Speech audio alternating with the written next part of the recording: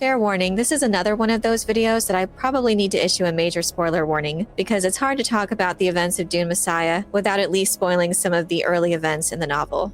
One of the standout aspects of Frank Herbert's Dune saga is the author's meticulous approach to character designs, ensuring that even minor figures serve a vital purpose in the story. One of the standout supporting characters in the sequel novel Dune Messiah is Edric, the Spacing Guild Navigator, who has become a fan favorite for the unique role he plays in this particular story.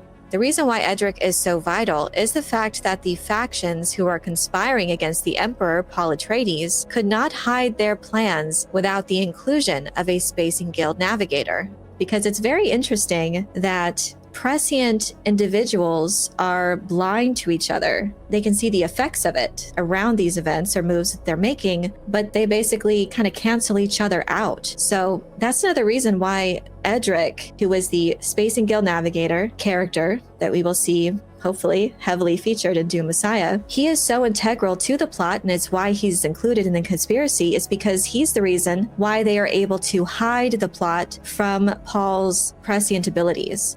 His abilities far exceed all of these different factions that are conspiring against him. He has the combined abilities of a Mentat, of a Bene Gesserit, Reverend Mother, and Spacing Guild Navigator. That's what makes him so special. He is the Kwisatz Haderach. He is able to see into the past through both male and female ancestral memories, and he's able to see the present to a great degree of what's going on in other parts of the universe or what's happening, but also far into the future and possible futures. He is a powerful individual that all of these factions have to come together. It's kind of a rogues gallery of the Empire forced to work together for the common goal of taking down this extremely powerful individual. And because he has this very powerful form of prescience, the only way that they would be able to have any sort of success in taking down such an individual is to hide what they're doing. And so they need Edric to be part of that plot all the way through in order to hide it from Paul's vision. So again, he can see things sort of around it, around the plot, and maybe moves being made. He can't see the cause, but he can see the effect. That's how you would describe that. It is very much a part of how they are able to have any form of success, is secrecy. That's another reason why not just the Spacing Guild as a faction needs to be represented, but that Edric specifically needs to be involved in the storyline, because the conspiracy can't unfold without his prescience to hide it from Paul's vision. So at the beginning, we have all of these factions coming together, and of course Edric has to be there because Princess Irulan is among the conspirators. So if this is going to be kept secret from Paul, and Princess Irulan is going to be part of that conspiracy, you definitely would need to ensure that she is safe from Paul's vision and from Paul's knowledge of what's going on. He's in this tank, so he is a full-on late-stage guild navigator, and this is the first time that it was really explored and described what they look like. So Edric is described as being this humanoid fish in this strange sea, almost like the creature from the Black Lagoon. And Edric, in particular, has some really good dialogue, and I really hope that they portray well why he's so integral to the plot. One of the scenes I'm most looking forward to is the guild's arrival in Paul Atreides' throne room, which should be a grand and visually striking event. As the new center of imperial power, the wealth of House Atreides should be on full display, along with the guild's efforts to show respect through an elaborate ceremonial procession. Now, I know before, Denis Villeneuve has very much taken a minimalistic approach, but this time around, I want them to go all out on this visual spectacle. And in Dune Part 1, it would be neat if that was just a preview of the kind of grandeur that we can expect in this meeting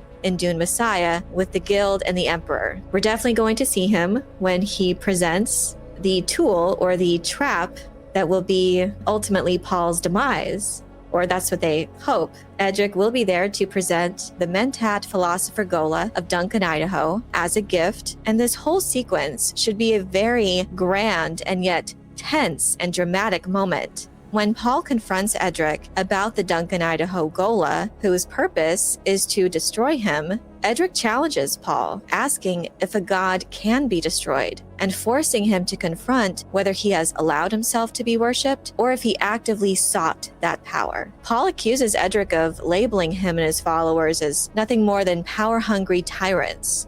Edric warns that too much power isolates and destroys those who hold it, that rulers are cynical about religion because it is a weapon, and when it becomes entwined with government, it turns into something far more dangerous. Edric's words are carefully laced with this deceptive charm. His tone carries an air of unspoken understanding, and it's all designed by the Navigator to create a false sense of camaraderie, as if he and Paul are privy to knowledge beyond the grasp of ordinary men. Paul is actually shocked at the realization that the aim of much of Edric's rhetoric is for those who surround him, rather than the emperor himself. There's also intrigue in Edric's private interactions with his co-conspirator, Scytale, the Bene Tleilaxu face dancer. At one point, Edric and Scytale argue over whether Paul Atreides controlled the Fremen's jihad or if he was controlled by it.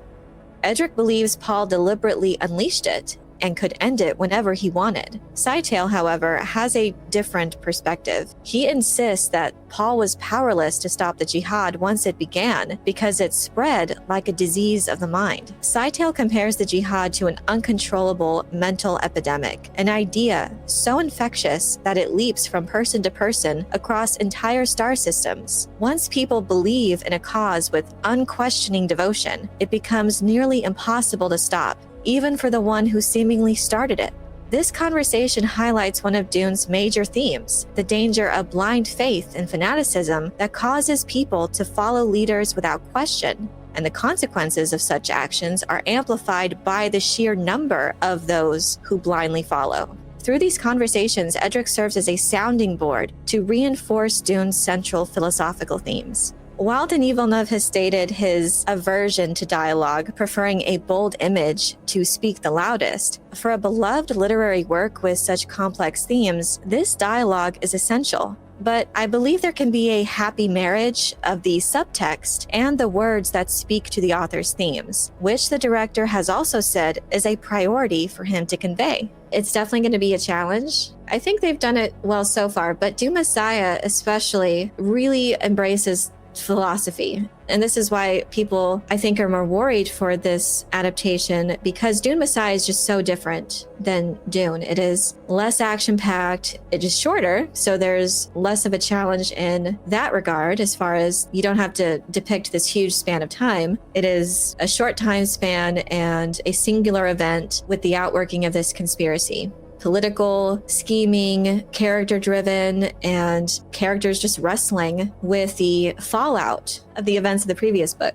And I, of course, want it to be entertaining. At the end of the day, I just hope that the spirit of the philosophical themes are maintained. I don't think it gets too heady or deep. It's definitely going to be a delicate balance. There is a lot happening when it comes to what's going on in Paul's head and just the events of the universe. Maybe not a lot of stuff happening, but the stuff that is happening is pretty huge. And I think he maintains his presence at the palace the whole time. Like once he arrives with the Ghola, he's there as basically an ambassador. So I think it's important too for the conspiracy of his continued presence, even if his presence isn't significant throughout the storyline. Just setting him up of why his presence is important, also kind of representing the guild's interests. I think that would be important to establish. And we can, I'm sure, omit some conversations or greatly reduce them. But I definitely think his presence in the beginning should be there. And if we just kind of cut to him, because his presence is what hides the plot and the plotters.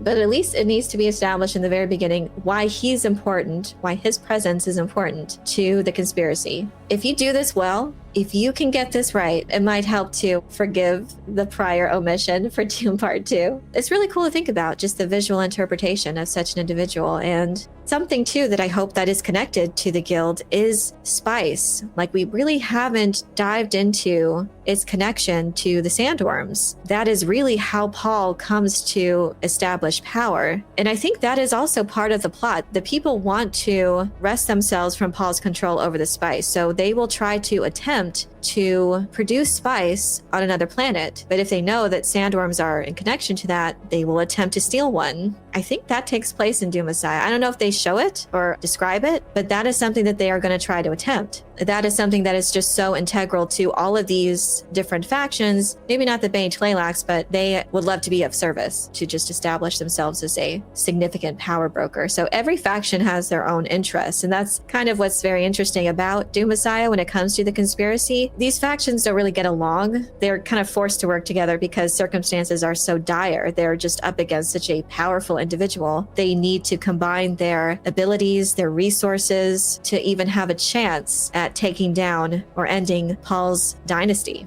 So all of these factions, even though they're kind of working together, are mostly out for themselves and furthering their own agenda. And if they can prioritize themselves, they could still wind up on top in a position over the others. I mean, they'll do that. Everyone is vying for power and influence, even in the wake of these circumstances. And now that Paul has such control, it makes them that much more desperate. And that's why we see this navigator and Edric coming out from the shadows when they are so private to take a more direct role. I think it's fine that the navigator was hidden from us. It could make it that much more delicious and awesome for when he is finally revealed. I do wonder who could be cast for Edric and how they're going to film that. Like Andy Serkis for Gollum, if they're going to have the suit and the dots on his face, or if it's going to be just entirely CG'd. So now that filming is set to begin around June, July of 2025, I am really hopeful that we'll get some casting announcements revealed. He's been tight-lipped in the past about casting. I hope that won't be the case this time. We did know of Tim Blake Nelson being cast for Dune Part 2, but we didn't know who he was playing. I wonder if that will be a similar situation, that we'll just hear about certain actors being cast, but we won't know for sure who they are. Maybe get Tim Blake Nelson again, since you deleted him from Dune Part 2. I know people were really excited for him if he were going to play Count Fenring. That was a fan casting there. They were excited for that, and he could have done that very well.